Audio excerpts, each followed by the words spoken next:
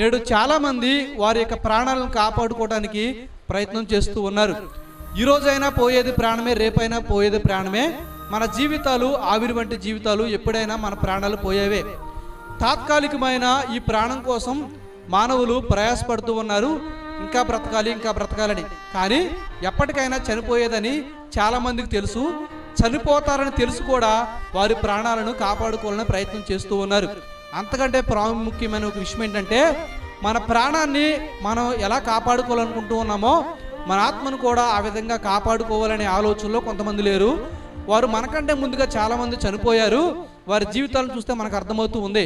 వారైతే ప్రాణాలను కాపాడుకునే విషయంలో చాలా ప్రత్యేకంగా వారు జీవించారు, కానీ వారి ఆత్మను కాపాడుకోకుండా జీవితాన్ని ముగించుకున్నారు.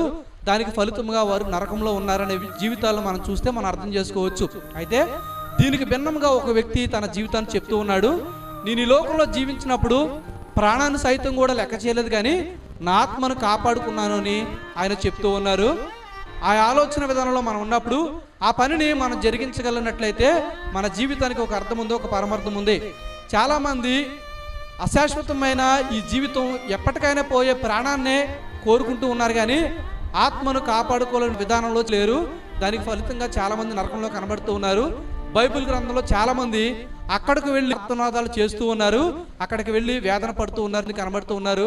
అలాంటి వారు మనకు కనబడుతూ ఉన్నా కానీ చాలామంది సాకులు వెతుకుతూ ఉన్నారు, కానీ మార్పు చెందాలనే ప్రయత్నం చేయట్లా. ఒక మాట చెప్పనా, ఒక సందర్భం వస్తే ఆ రోజున మనం ఏడ్చిన మన రక్షణ పొందుకోలేని ఒక సందర్భం వచ్చినప్పుడు మన పరిస్థితి చాలా భయంకరంగా ఉంటుంది, చాలా బాధాకరంగా ఉంటుంది. ఈ మాటలు చాలా భయముతో, బాధతో, వేదనతో, దుఃఖంతో చెప్తూ ఉన్నా. ఒకవేళ ఈ మాటలు విన్నవారు ఎవరైనా సరే ఆలోచన చేసి ఆలకించినట్లయితే మన జీవితం ఒక మార్పుకరంగా ఉంటుంది. చాలామంది జీవితాలు ఇదే విధంగా ఉన్నాయి, చాలా బాధాకరంగా ఉంది.